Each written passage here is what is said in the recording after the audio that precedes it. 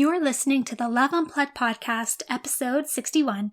Are you wondering how to determine your passion or your purpose? Are you unsure how to start your goal-setting practice? Or maybe you're interested in creating a vision board, but you just don't know where to start. If you've answered yes, then today's episode is for you. Join me and my guest, Jackie Carr, where we answer all these questions and so much more. So grab yourself a cup of organic tea and let's dive on in. Hey there, I'm your host, Jessica Frigon, and I am passionate about doing the inner work needed to reach your goals. Let me be your guide as we navigate all the fears and insecurities that surface when it's time to step outside of your comfort zone. Along with my knowledgeable guests and industry experts, I'm here to teach you how to reawaken your life purpose and passion and create the steps to turn your intentions into action. Ultimately, my goal is to empower you to rise above the blocks holding you back and start living the life you are worthy and deserving of. Come on, it's time to slow down, find a comfy spot with your favorite organic tea, and get inspired. Thank you for tuning in to the Love Unplugged podcast. Hello, loves. Today I am joined by Jackie Carr. She is a goal coach, writer, motivational speaker, leadership consultant, and the co-founder of Rock Your Bliss, a yoga and goals movement inspiring and empowering others to live the life of their dreams, which sounds amazing to me. She is also on faculty for Lightyear Leadership, a movement in personal power and wholeness, vision and goal setting, and leadership training, which is basically everything that you would need, which is awesome. So welcome, Jackie. I'm so honored to have you as my guest, and I'm so excited to learn all about your story and advice. But before we start, for those that don't know you yet, I would love for you to share a little bit about who you are. Yes. Oh, first of all, Jess, thank you for having me. It's always such an honor to be invited onto a podcast and be able to share my voice with your audience. So I'm truly thankful that you're gifting me this space today. It feels really, really connected in community in such an interesting time in the world right now. So thank you so much. You nailed it. I'm a goal coach. I'm a speaker. I'm also a mother of two very young girls. They're 1 and 3. So still in the darkness of early mamahood life and sleepiness.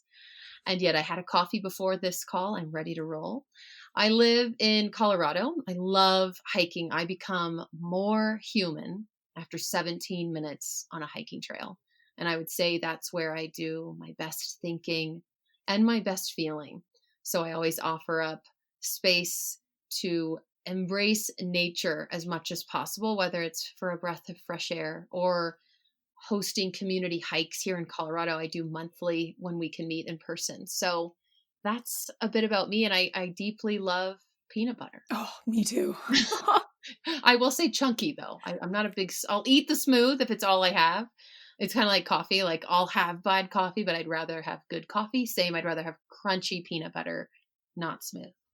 Yes, I totally agree. I am not on board with smooth. I'll eat it if it's there and it's the only thing left, but chunky is where you need to be. I remember when I was young, my mom used to find me in the cupboard with a jar of peanut butter. Oh, yeah. And I'd be just eating it straight out of the jar with my fingers. Oh, for sure. A spoonful. I told Chris, like, that's my husband. There's no way our kids would have a peanut allergy because of how much peanut butter I consumed with them in my belly. That's amazing. I saw on your website that you actually did those hiking sessions where you take a group of people out and it's like goal setting with hiking or something like that. I thought that was so awesome. Yeah, I'm doing them online right now. I called it Mount Zoom while we're in quarantine times. But when not, every month, a community of gorgeous women. I always say it's co-ed, but all the women show up to get human together and talk about goals. And we usually have a beautiful theme. We did astrology this month. I had a naturopath last month. We've done digital detox hikes. They are awesome. I will say that community lights me up. Yeah, I bet. There's nothing better than getting out into nature when you're needing to get creative or inspired. I feel like there's nothing like it. I agree. I love that. Now, I am a huge goal lover. I set goals for everything. I have checklists coming out of the U-Haul. It's just when I found you on Instagram, I'm like, I need to talk to her. I need to have her on my podcast because it's not often that you find somebody who's like so goal oriented as well, right? Yes. So can't wait to dive into this with you. Let's start off with the beginning. How do you find your passion and your purpose so that you know the direction that you're supposed to take when you're starting to create the goals? Like, how do you find your purpose in life? Oh my goodness. I mean, way to start with a banger. So there's this really amazing video on Super Soul Sunday with Oprah by Liz Gilbert. And I love her redefining of passion as a choice to be curious, the choice to get curious about what lights you up and what makes you come alive. Because what lit me up in my 20s does not light me up in my 30s. And so, passion as a space for curiosity and inquiry is where I find deep seated purpose. And this is why I've had many different jobs. This is why I've had many different styles and outfits in my life because I've gotten curious about meeting myself in the present moment and asking what's important to me. Where do I come alive in conversation, on a stage, reading, doing the homework another coach assigned to me, singing? That's one of mine, though it will never be anything I make money from. So good to know. And allowing ourselves to be playful. My 20s was such a space of curiosity, Jess. I worked in Hollywood as an agent's assistant. Then I went into PR. Then I went into retail. Then I went into brand marketing. And it really allowed me to layer. No longer do we live, some people do, but I don't live in that time where you're in the same job your whole life. I will celebrate my sweet mom. Girl's going on 37 years as a teacher. I am so impressed by her drive and finding her passion early. But that's not the case for all of us. And I do think my sweet mama will retire and get curious about what she wants to do again. And so I think that curiosity as the gateway to passion was a huge breath of fresh air for me. Hmm. I love that. I listened to so many podcast interviews and whatnot when I was trying to figure out, what my purpose was. What was I really good at that I could share with the world and things like that. And it took me a long time to finally see what was like right in front of me the entire time. I'm not going to lie. And it was kind of like, are you kidding me right now? So, how do you make that process a little bit easier so that you're kind of nailing it little quicker than I did? I'll tell you, a big aha for me was learning how to fail, learning how to be okay with an F. I wasn't growing up. I want you to know I was very type A. I loved getting good grades. I was such a goody two shoe people pleaser. And learning how to fail was actually then the permission slip I needed to be able to ask, do I like this? Am I expanding my lens to see, like you said, what's right in front of me? Am I looking left? Am I looking right? Am I looking at what she's doing and what he's doing instead of asking, what do I want? And being able to go for it. And if it doesn't work, allow failure so that I could fail forward.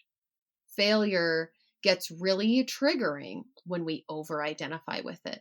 When I worked in PR, I thought this was the end game for me. And I honestly did not like it. And I thought, oh, shoot, I'm a failure. I'm a failure. That's an over identification with a choice we made that can serve us if we change the lens to see this job is actually a failed opportunity for me. What's next? And that's okay. I am okay with failing PR because what came next was a dream job, just like you experienced. So I would say take a minute, listeners, to write down the word failure and define it in a way where you don't over identify and yet you have it as a choice to learn, reflect, pivot, and commit to what you actually want to be doing. I love that you brought that up. That's so true. I think people think of failure as something really, really negative and that it like lowers their self-worth and like all that stuff. But failure is just an opportunity Yes. to now pivot, to try something else, to get more narrowed into what you actually should be doing. Like it's such a beautiful opportunity. And I think we need to start looking at it differently. Yes. Yes. And that's all mindset. It's our choice to create a new definition, to create a new way, or to even look back where you once made failure really defining for you and perhaps write a new story. Mhm. So I want to talk about goal setting since this episode is all about goal setting. I want to hear what your thoughts on this are. Like, I am a huge believer in goal setting. I think it's super important. It's for me specifically because I need a direction. I need to know where I'm going. Even if those goals shift along the way, I still need to have kind of a path that I'm taking.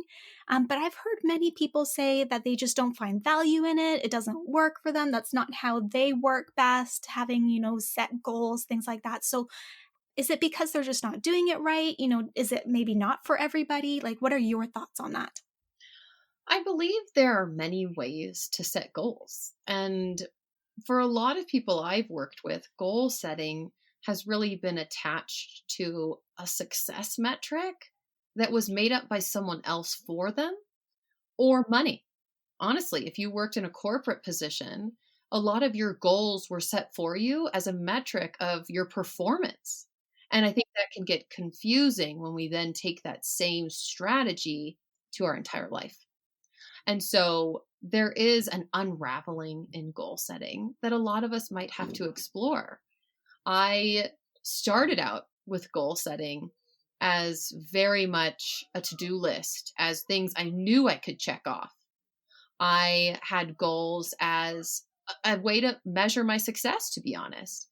And now for me, I had to redefine goals as a request I make of myself and the universe to tip and evolve into the next version of myself, the person I'm becoming. And now goals ask questions of me, ask for action that I didn't even know possible. Goals I leave open. I never really know the exact answer to get to the goals I've set forth because there's people I haven't met yet. There's parts of me I haven't yet met yet. And I think for the old school way of goal setting, it's very type A. It's very realistic. And for me, my goals have a huge dose of uncertainty within them to make sure I like them. I don't think there's a right or wrong way, but I do think there's a format and a style you can find that supports you. Hmm. Okay, so I'm going to get into that a little bit after for that style that works the best for everybody. But I want to know if are there too many goals? Like, can you kind of be too excessive that actually makes it like hinders you in actually accomplishing your goal? Like, is there a sweet spot or like a good balance that you need to have with goal setting? Yeah, that I can answer twofold. I do think it will depend on the person. In my 20s, I set a lot of goals at one time, like 20 goals in my 20s in 1 year. That's a lot of goals. And in this time in my life, I'm more of a seasonal goal setter. I check in on my goals at the turn of every equinox. And I really allow myself to write 4 to 5 goals max. If I accomplish them, great. Then I get to add a new one. I should say when I accomplish them. And if I don't, awesome. I get to reevaluate. Is it something I still want or do I want something different? So I think the number of goals you can feel in your body when you have so many goals, they actually overwhelm you. And goal overwhelm or goal overwhelm, if we want to make 2 words into one, which is one of my favorite things to do. Your audience now knows how cheesy I am, and I won't stop. Goal overwhelm can create stagnancy. It can create a full on freeze, fight or flight against what you're working to create. So I would say that's going to be a practice for you to find the number that suits you. And the second part of that would be setting goals in different domains of your life. So you have your whole life on your goal sheet, not just one. You know, a great place to start is personal goals, career goals, and health goals. Some of you might have financial goals, spiritual or adventure goals you add on. Those are great domains. And I share that because when I started goal setting and I had different domains in my life, it was so cool that my goal map, my goal sheet became a reflection of how I was living.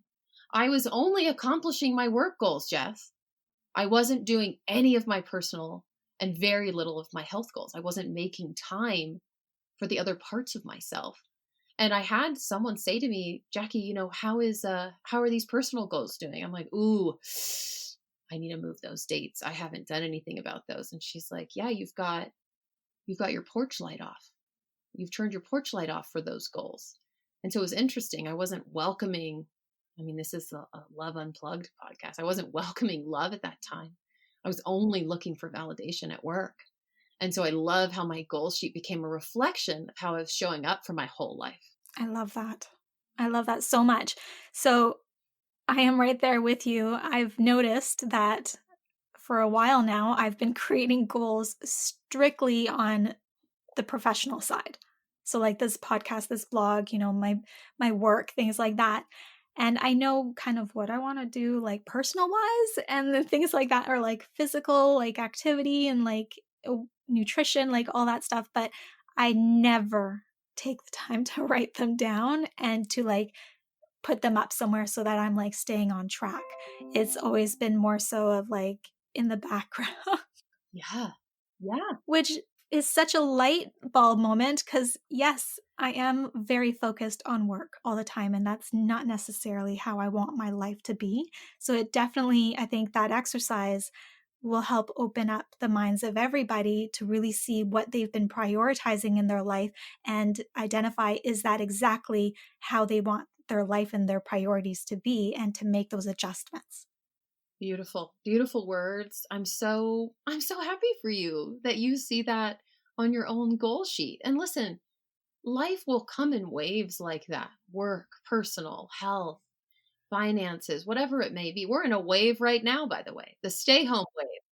And the ability to understand that you have choice at any time to start to look at what you're prioritizing, to start to look at how successful you have been with work. And yet, are there other parts of you that want you to flip the switch so you can experience movement, connection, community in a way that perhaps you've been putting on the back burner? And that's okay. You don't need to make yourself wrong for it. You and anyone listening, myself included.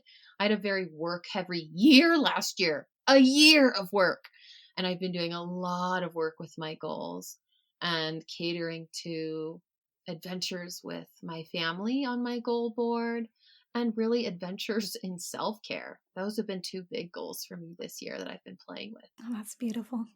So, what is your process in creating goals? So, I know that you mentioned there's domains, right, for different parts in your life, whether it's, professional, spiritual, physical, etc. How do you go about doing that? Yes. Like, do you make it a ritual? Like, I know with goal setting for me, I put music on, I have essential oils going, like I make it like a fun experience just because I enjoy it so much Yeah. that I kind of take it up to the next level. But what does that look like for you? So great question. And it's so funny. So many of my clients who work with me get so frustrated with me because if they're doing 3 calls with me, we don't even talk about goals until call 3. And they're like, aren't you a goal coach? And I'm like, yeah, are you ready? Because there's probably a lot of work we need to do to be able to create and choose goals in alignment to who we are now. So my process, I start with my core values. I love values work. I love creating a foundation, knowing what matters to me. And this plays in with intentionality of time and goal setting. So goals are placed for me in the future. Intentionality and habits are in the now. And my values are such a cool guide of what matters to me so I don't get sideswiped by what other people are doing in their life, my neighbor on Instagram, in another person's business. And so I love starting with the ground for myself and writing down my values and what they mean to me. My values are family, nature, connection, learning, and I always have a floater on the end. And right now it's imagination. So I'm leaning into my imagination. So those are my 5 values that guide my day-to-day choices and especially guide me home to myself in times of transition. So I start there and then I vision. I'm looking at a brand new vision board I just made. I have a funny feeling you're a vision boarder, Jessica. Oh my God, yeah. Yeah, I had a feeling. And I have Now that I've set the ground with values, I love to go dream. Whether this is dreaming about the next season, I know people do seasonal vision boards. Whether this is a 10-year vision board, a 1-year vision board, a space to ask, what do I want free of constraints of the now? Visioning is so important because it removes constraints like time, experience, money, circumstances set in front of you, and allows you to go far enough so you're gifting yourself possibility. And so my vision board I'm looking at, there's literally a polar bear as a therapist and a woman sitting on a couch. And I really liken that to what we talked about earlier. How am I listening and deeply connected to nature? Who am I being through nature? How am I being nature? And your vision board starts to create possibility. I have a beautiful river and I loved going on a float trip last year. It changed my life. I will go again. I have Wild Geese by Mary Oliver printed on the vision board, and I have God's Eyes and a farmer's market bag full of oranges and a big cabin. And these are places that I start to dream. Where am I going in that cabin? Who's coming with me? Is it a girls' trip? Is it just me and my partner? Is it my family coming? And this place where I get to ask, what do I want to do? Where am I going? And then, and only then, do I start to set goals, honoring what matters to me and moving in the direction of the vision that I've set. So my goals aren't reactive. My goals are set in possibility. That's amazing. I love that. That makes sure that your goals are the right goals for you. Because Yeah. a lot of people, if you don't root them with a foundation, you're not going to be able to know if they're actually like the right ones that you should be setting. I mean, you'll know because when you accomplish the goal, it won't land for you. I've had many goals that have been successful set in reactivity or set to look good to someone else or to look good in my business I was working for. And yet when it happened, I was like, oh, what's next? When you accomplish a goal that like rocks you, it really is a place of who you've evolved into to make that goal come to life, and you celebrate because you've changed. What do you think about the celebration aspect? A lot of people, especially in my community, I know there's a lot of entrepreneurs, and I've heard many times that, as soon as they've accomplished a goal, they kind of just move on to the next. They don't take that moment to really celebrate what just happened, what they've accomplished, whether it's small or little, it doesn't matter. They don't take that time. So, what do you think the importance is of taking that time? I think it's vitally important. And I would say it's still a practice I seek to practice. I love the momentum and the happiness and the achievement of goals. It really fits my personality. And so I would say I love moving on to the next goal quite quickly. I'm like, let's take what we've got and run. And what's really cool when I do that is I either burn out somewhat quickly or I make the same mistakes I had made prior that I didn't take the time to learn from because I didn't celebrate. And so I find the celebration is a place to meet yourself and recognize how you've changed to make that goal come to life. Were you someone that ever never asked for help? And to make that goal come to life, you had to ask for help. Were you someone that had never run a half marathon before and then you did one? And who are you now that you run in the morning? And so the ability to check in and meet yourself in the present and also learn. Most goals you achieve had stumbling blocks along the way. Rarely is there an elevator to your goals. It's almost always a hike up some crazy mountain. And some of mine, there's been a lightning storm. I've had to turn around. I've had to start over. I had to go to a different mountain, to be honest. And if I don't take the time to recognize the learnings in that, we'll keep repeating the same cycle until we do. Like Groundhog Day. Hmm. Okay. Yeah, I totally agree with that one. You talked about vision boards, and I kind of want to dive into that just because it's just such a beautiful project. I love the whole process of creating one. But for some people who struggle with vision boards, they don't know where to start. They don't know how to create it. Where do you collect all these images from? Is it better are there different types of vision boards? Do you have to have an elaborate one, or are like notes on your fridge okay? So, what are your thoughts on vision boards? What's the best way to create it? Are there different kinds that you can use? What works more effectively for people? Well, I would say to start for most people, know why you want to do a vision board. I would say when you know you want to have a board full of inspiring images to create direction, then you have a clear answer. And to add some brainy fact for you, brainiacs, our brains actually see in pictures. When I say the word apple, rarely are you spelling the word in your mind in a typewriter. You are now because I just said it, but you most likely see a beautiful red, green apple. Maybe you watched Snow White recently, you see the apple core, and your brain sees in pictures, and then we add language to it. And so, how beautiful to have an inspirational board of images to actually work more efficiently with your brain. And I love that fact. It really feels fun to me to get in with my brain a little bit faster with where I want to go.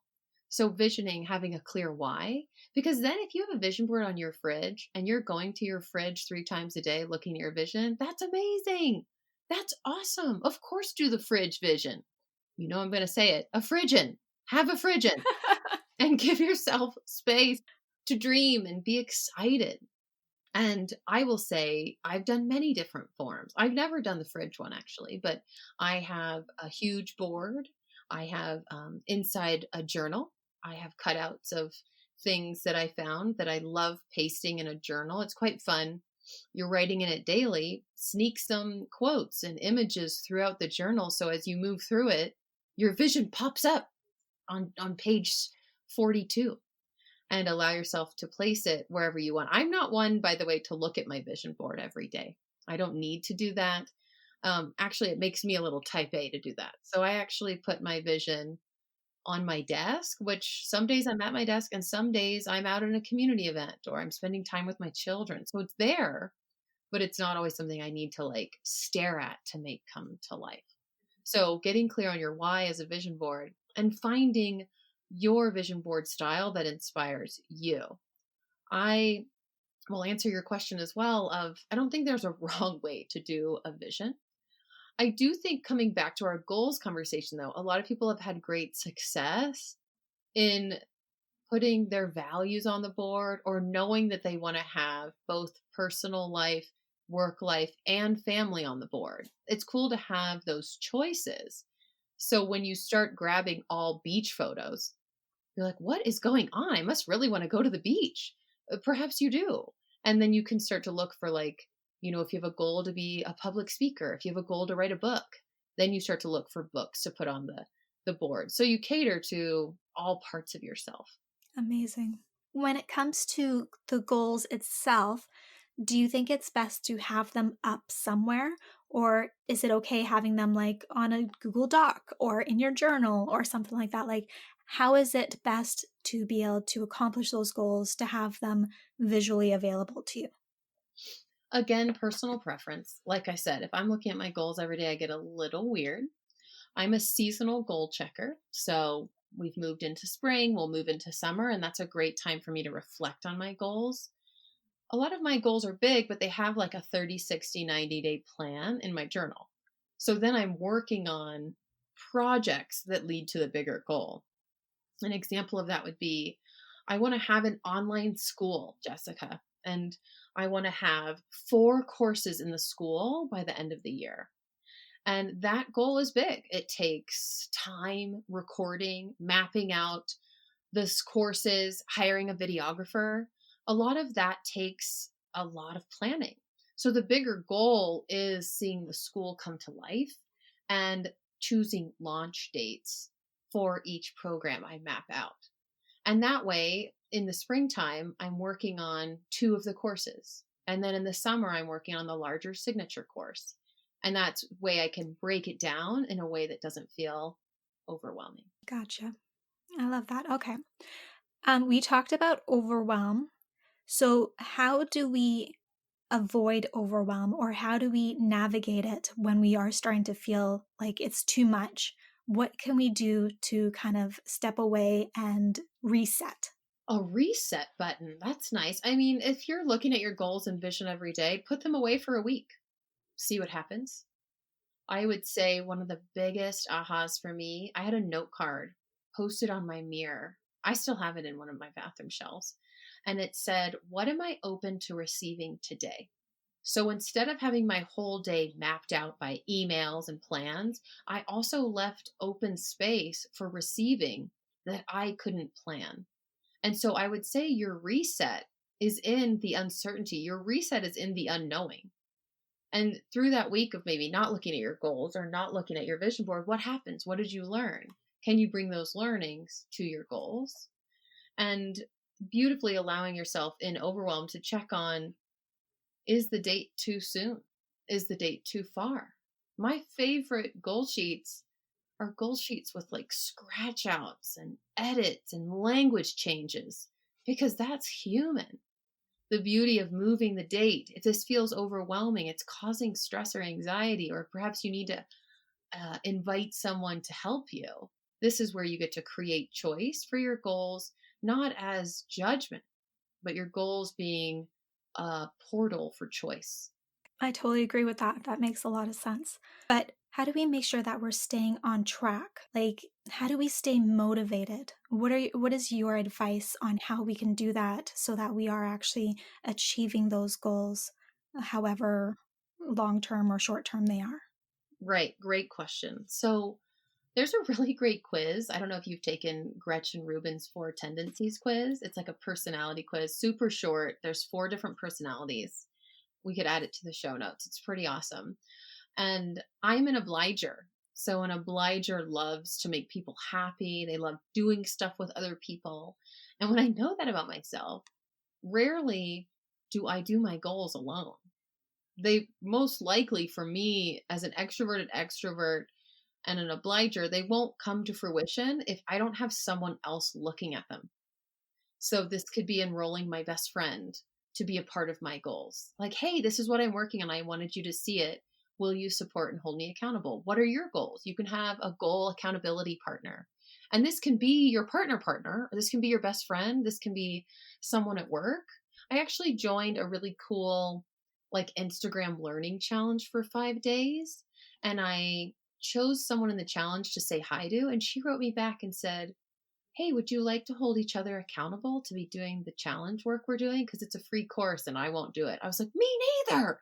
So we have been checking in on each other every day and writing on each other's posts and celebrating how we're living the work. So I would say, find your style. My husband is someone who loves to ask continuous questions, but also is very self disciplined. He can do a lot of things on his own. And I love that about him. It's very respected and I'm somewhat jealous of it sometimes. And that's okay though, when I know that unless someone's watching or working with me or supporting me, my goals will not be as efficient. And so I love this question of, what's your goal style? How many goals do you set? How many times do you check your goals? And do you need someone to be accountable with to make your goals come to life? And most likely the way you live your life, like I would check in on like, how do you work out? Do you go to the gym with someone? Do you go to group classes? Do you do online classes? It's always a cool way to look at like habits you already have in place as a way to look at how you can be accountable to your own goals. I love that. That's so true. It's That's kind so of true. sneaky, Because right? you have those habits already in place in your life, so just use them in this area. That's right. Have you read Atomic Habits? Yes. I loved it. I loved the three circles of like the center of knowing who you are, the next circle, like a bullseye you all, being your habits, and then the third circle being your goals. And it's looking at like your belief system, who you want to be, the legacy you're leaving, how you're getting there day to day, and then of course the outcome. The outcome comes by who we're choosing to be. Totally. I love that you mentioned accountability partner. I am totally on board with that. I struggle as much as I like doing my business and whatnot alone. I need somebody there to help me keep me accountable. So I hired somebody who is just going to keep me accountable. I was going to say, this is what I want to do. And we're just going to check in, make sure that I'm doing those things. If I have any questions or I'm having any blocks in getting through to that goal, they're going to help me work through that. But having somebody there that is strictly there to help you get through the process of achieving your goal is so valuable. There's nothing like it. I agree. And listen, some people don't need a partner, and that's fine. They can uphold and self-discipline, but that's a very rare few of us. Just so you guys listening, because I wanted to be one of those people so bad, and I'm not. I'm not an upholder. I don't self-discipline all that well. And so inviting community in has been a huge key for success for me, and not judging the way we do our goals. Now, for somebody who struggles with self discipline as well, so I'm there with you, have you learned anything from your husband on how we can have a better self discipline practice? No. No. I watch him go outside. He has like built this beautiful, like nature inspired gym. There's like a pull up bar on our porch, and he filled like a pony keg with sand and he carries it up and down the hill. And listen, rarely would I ever go work out alone. And so I find I can celebrate him and love that about him. He does put it in his calendar. He puts it there at 12 noon when the girls are sleeping, or he places it in the afternoon at a certain time. So he does have it calendared already in his day, which I think is brilliant.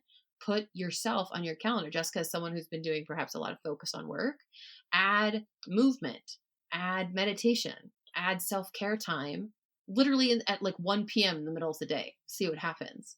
And can you use your schedule to support you as a means of commitment? That's definitely something I've seen him do and that I've tried, but I will sometimes, air quote, most times override the Google Calendar reminder unless someone's going with me. And there's no shame in my non self discipline game. I love that. Okay. There's an amazing part in The Grinch, which is such a great Christmas movie. The one with Jim Carrey, and he's going through his calendar and he's like, dinner with me. I can't cancel on myself again. I think about that all the time. Don't cancel on yourself. I love that. That's awesome. Yes, I totally agree. You shouldn't. You're the number one person you shouldn't cancel on. That's right. All right. So, with your clients and your community, what has been the biggest blocks you've witnessed in reaching goals? Okay. Great question. Of course, everyone's different. I would say this is something interesting, Jessica. The blocks come in themes. So usually there's like an interesting theme. Most recently, the theme has been boundaries. Not having clear boundaries in your calendar between work and family and health life, similar to what we've been talking with prioritization and domains and goals. That's been a big theme is people making time for their goals, and perhaps they work for someone. Or I read a great Kate Northrup quote that was like, my emails are not my to-do list. I have been making my emails my to-do list. I wasn't working on any of my goals because I was actually working on other people's goals in email form. And I think that's a big one around boundaries. And the other heavy hitter would be beliefs. A lot of times people will vision board or they'll write down a goal. And then that sneaky inner voice will say, you can't have that. You'll never have that. And there's some limiting beliefs at play that when we can honor them as a choice, not as the way, we can start to learn from our limiting beliefs and choose new ones. I totally agree. Boundaries and belief system is huge. Huge. For anybody, I think a lot of people struggle with those and it can impact so many areas in your life. Yeah. Yeah. I speak from it, like truthfully. What has been some beliefs or some boundary issues that you've struggled with? And how did you navigate that? Oh my gosh, I have actually, ironically, I have a vision board from 10 years ago. I can't seem to throw her away. And in the top left-hand corner is this huge dollar bill with a smiley face. This was before emojis, so like the Walmart smiley face, I guess. And it was one of my hugest goals to have a great relationship with money. So many of my goals, I wanted to buy a house and live in a cabin. And I wanted to get married, have a beautiful wedding that all my family came to. And one of my biggest blocks was this belief that money is supposed to be really hard. And I would say it on repeat. I'd prove it too. Money's hard, bank account very low. Money's hard. I got sick. I couldn't go to work. I didn't make money. Money's hard. I didn't prioritize myself and I kept going out with my friends. And I kept repeating the pattern to prove a limiting belief.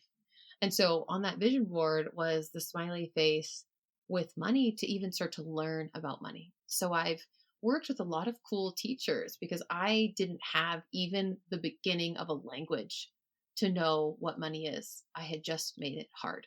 So that was such a big aha and an unraveling for me for most of my 30s to build a solid relationship with money. And even now, being in a place where I have goals that I want to invest in women owned businesses. So, working on how do I get to a place where I can start investing? It's so cool that I can ask that question now when I would have never thought that available 8 years ago, 5 years ago. Mhm. Amazing. I think a lot of people struggle with the money, especially money mindset. I know I do, and I'm still working on that. But especially with my community being entrepreneurs, money, it's one of those topics that everybody's striving for because they're business owners. But getting over that belief system that money is hard, attracting money into your life, it's never going to happen, or you're not worthy of having everything that you want in life, or things like that. It's such a strong belief that is sometimes difficult to overcome. It can be challenging for some. Mm-hmm. Let's stay there for a second. I want to share my new belief I tried on for a while was I am open to abundance in all forms. And so I think I had such a zero dial on dollars when I had to learn what the word abundance even means. I also had language like, I seek to understand financial prosperity. This was foreign language for me. And when you choose a new belief, it will sound like foreign language, by the way, because we don't have any proof. We're like mini scientists and we go out every day curious, looking for proof for the things we believe. I hope and it would be wise for us to be choosing beliefs that support us versus the mean ones that limit us.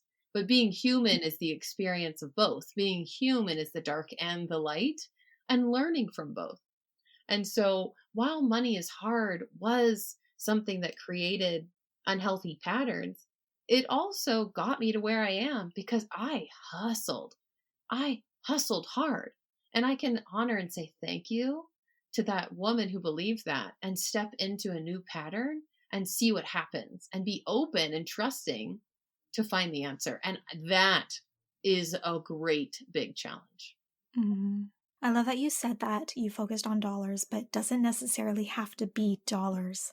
Like, do a little practice where you write down exactly what being successful means, what prosperity means to you. It doesn't necessarily need to say you have to have like $150,000 each year, but maybe it's just having freedom to be able to travel and work. Maybe having more free time for yourself. Like, what does that look like for you? What do you want your life to look like? And it doesn't necessarily need to tie to a certain amount of money you need to bring in. Exactly. Exactly. And of course, you can specifically hone in on money. I read a great book called The Soul of Money by Lynn Twist. And it was awesome because it redefined money as energy. And I'm really into like my money as how I vote, my money as how I support. And that supported me in the money being only a conversation in scarcity. Even if I give $1 to someone that I believe in, like Together Rising or Feeding America or Direct Relief, these organizations right now allow me to be on purpose with my energy, which can be a form of dollars. Mhm. Yeah, definitely. All right, so I want to talk about your journey to becoming a coach. Oh, yes. So, were you always into goal setting? How did you find your niche? How did that journey of becoming a goal coach begin? So I will say I have always been a goal setter. I played sports as a child. I loved getting good grades. I remember being in college and mapping out my courses through senior year, knowing when I could finish, how I could get two majors instead of one. So I've seen, when I look back, the goal setter in me was alive and well. And I would say, though, I found in my 20s the goal setting started to fall a little flat because they kept not happening. Money goals, career goals. And to be honest, I was such a pie in the sky goal setter at that time. I was like, okay, I'll start in retail and then I'll be working for corporate in 2 months. Like, there are powerful, realistic goals and there are pie in the sky goals. I do both, by the way. And yet I had to learn about the fail and the letdown. And so in that process, I found that goal setting in that 20s moment wasn't serving me. And I was like, oh, I just want to go with the flow. And then I found my first like job that I loved at Lululemon. So I worked at a company that was a huge stand for goal setting. And so I started to learn a different language. I was leading a group this morning and one woman wrote me and she's like, I've never heard goals talked like this. I'm like, yeah, I get that. I hadn't either. I hadn't heard a new way to consider goals as inspiring your path versus making your path or else. And so it was quite cool to learn a new language, start to practice goals after taking a couple years hiatus after college, and then finding a woman in the company whose name was Suzanne Conrad, and she had the title of Director of Possibility. And I remember when she gave me her business card, my whole body lit up like a Christmas tree. And I was like, in my brain, or I probably said it out loud to her like word vomit, I want to be a director of possibility too. And I really loved starting to shadow a role model. I believe in role models. I really do. I have many. And I love carving paths uh, by women and men who've come before me and finding my own way in them. And she was definitely one for me. She led vision and goals for the company. She worked with the executive team. She supported the growth and direction of the entire company going public. And honestly, that became my path. I will say I became a director of possibility by the time I left Lululemon, and now I am one. So I would say being introduced to someone leading the work her way so that then I could lead it mine was a huge catalyst for me. I love that. Director of Possibility. I know, right? That's like the best title ever. Wow, okay.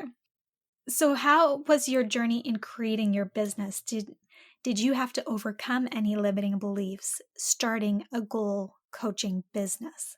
Because I mean, you weren't a coach before to a degree, right? Like a professional one that had its own business, so you probably had to navigate some things now becoming a coach and offering your services to clients and what that was going to look like and how you were going to coach them and Yes.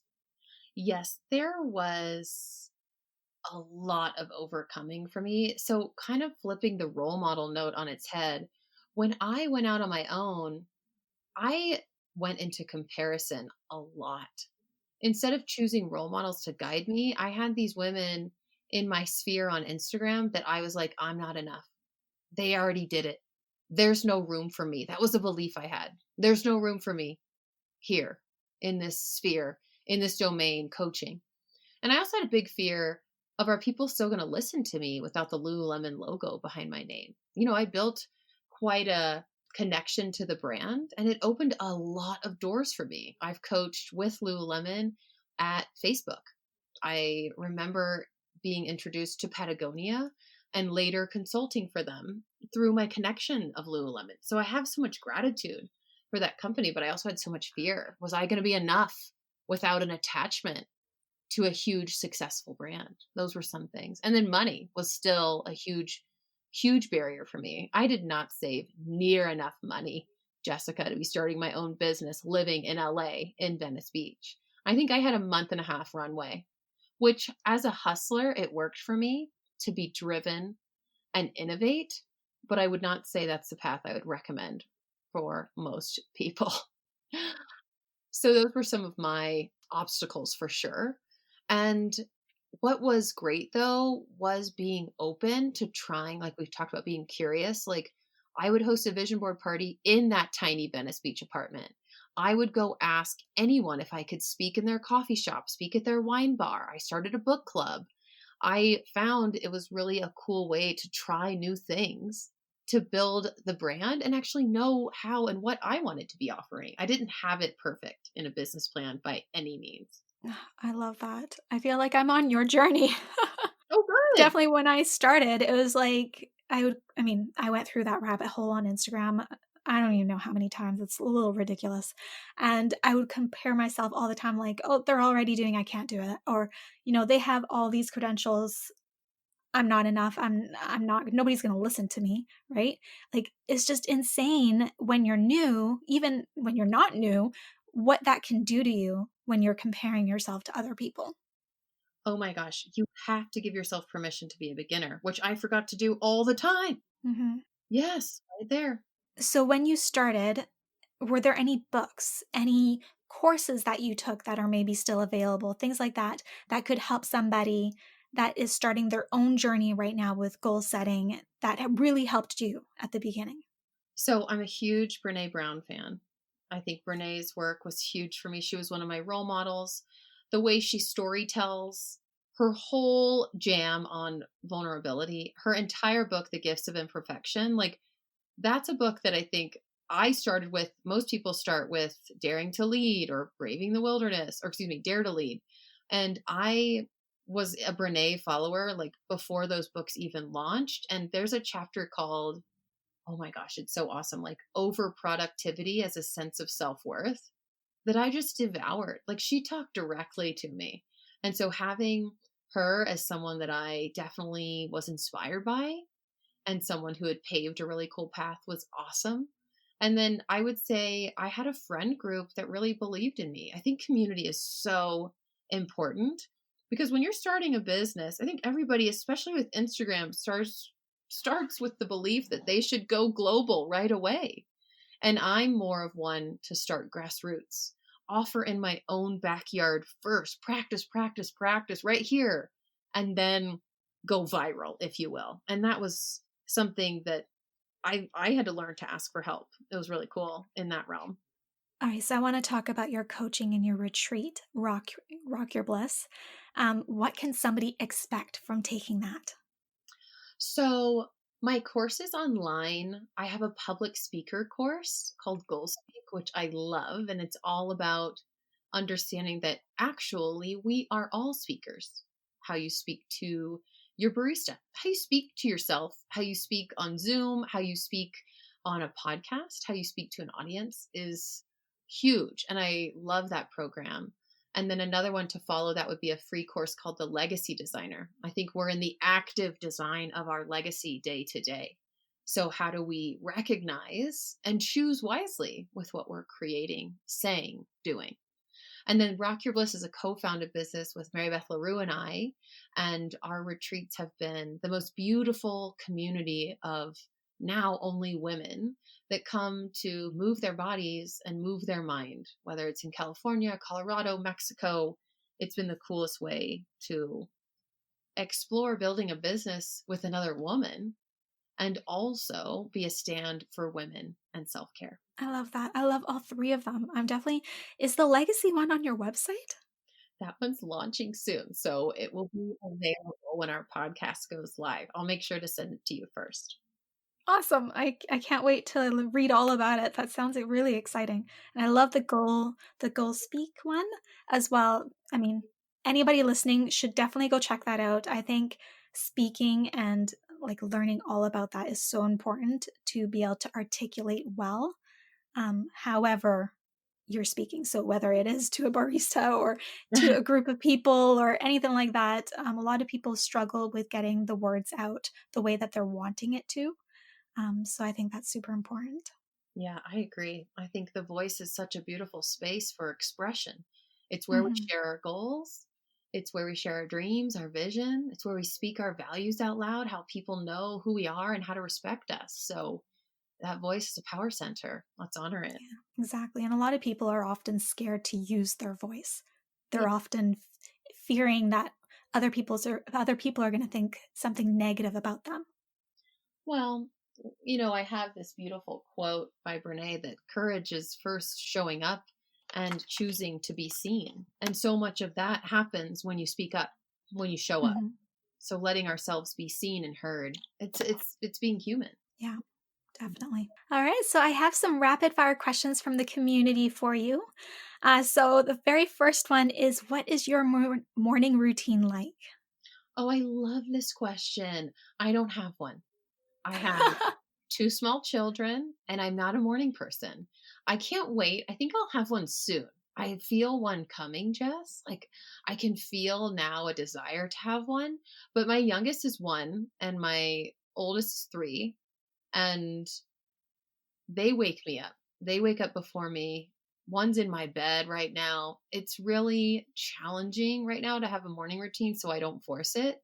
And yet I can't wait for the day that I do. I think it's coming. So keep checking, you guys. I get this question a lot, but right now I don't have one. Okay. How have you been navigating the changes that we're currently experiencing in the world? Oh my gosh. So, how do you maintain productivity, motivation? How do you navigate any fears or worries that you might experience? Yes. So for those listening later, this is in a time of quarantine. We've been declared in the midst of a pandemic with the coronavirus, and Jess and I are talking right in the center of it right now, to be honest, in the globe.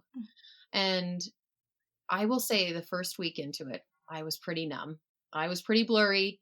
I texted my own coach, my teacher, and said, I can't find the ground right now. And it was really interesting to even hear myself say that. Sometimes you do have to name it to tame it. And so I then was like, oh, right, my feet aren't on the ground. How do I do that?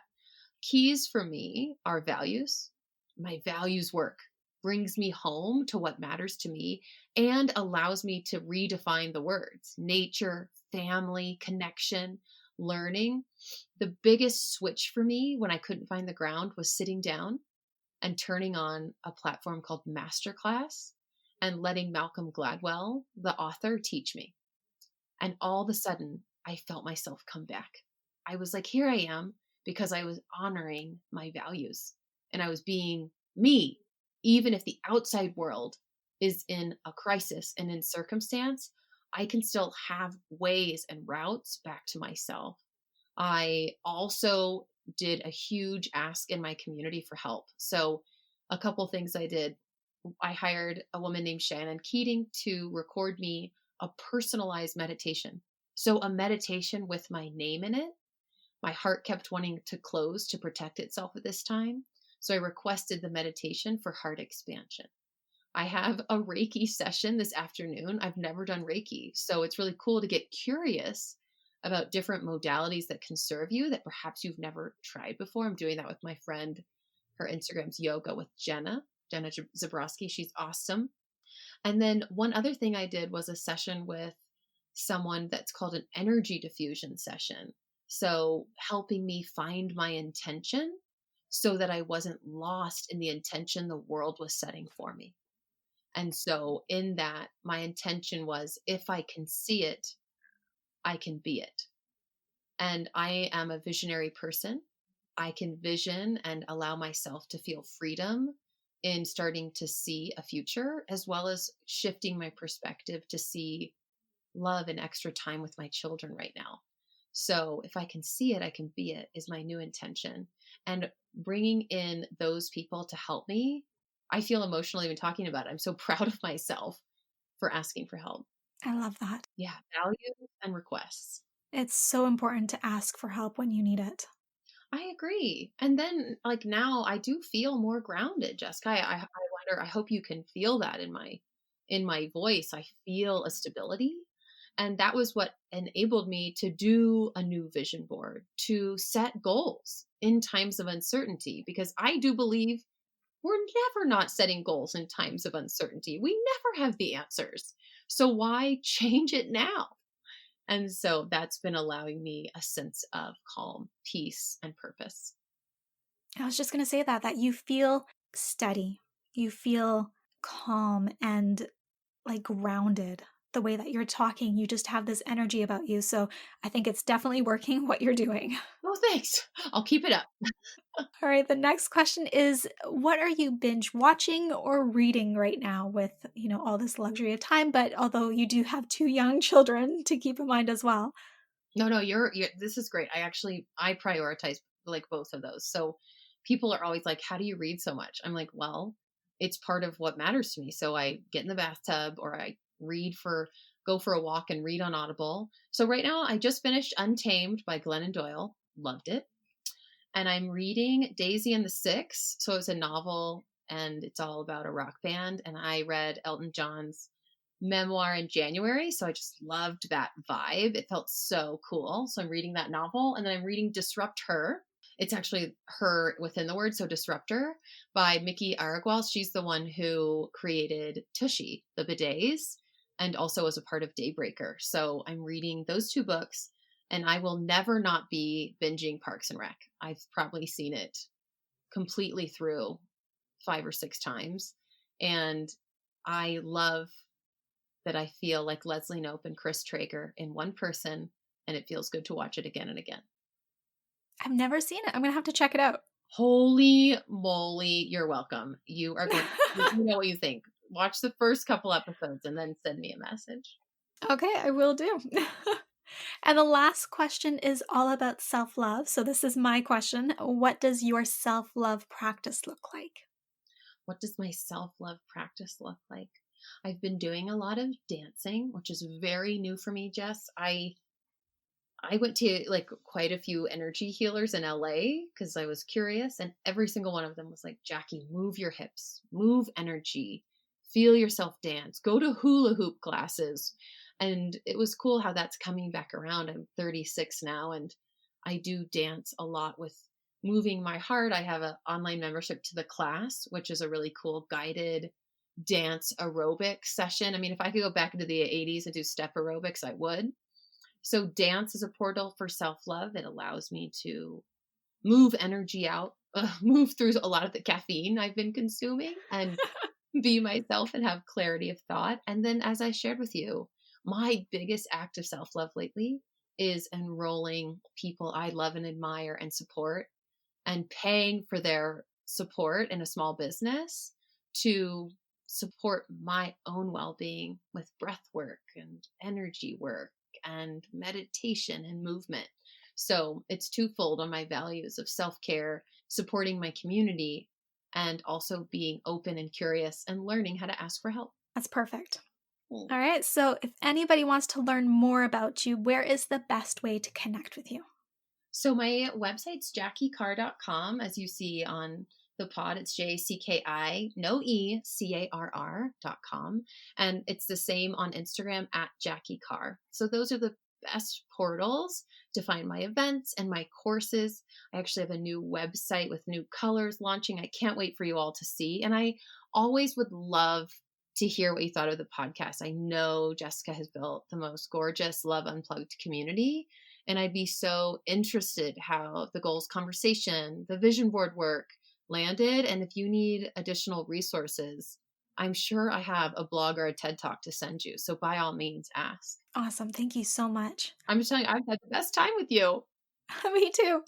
So thank you so much, Jackie, for taking the time to share such valuable advice on how we can create the best goal setting practice for our own individual style, but also how we can create a plan on how we can actually achieve them. And I do this because I want us to be living in a world where everyone is offering their unique gifts. And I find the best way I do that is with clear direction, honoring my values and goals to get there to my vision. And I want my daughters and myself to see people like you, Jess, people like you listening, doing that.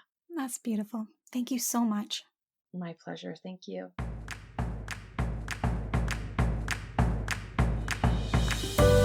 I'm Jessica, and thanks for tuning in today to Love Unplugged, the podcast. If there are any questions or topics you'd love answered on the show, head on over to www.projectloveco.com and share your request with me. If you haven't yet, go to iTunes and subscribe, rate, and review this podcast and share it with a loved one. Your feedback means the world to me, and the community we've created is what fuels our discussions here. After all, this is all for you. Join me next time for another unplugged conversation.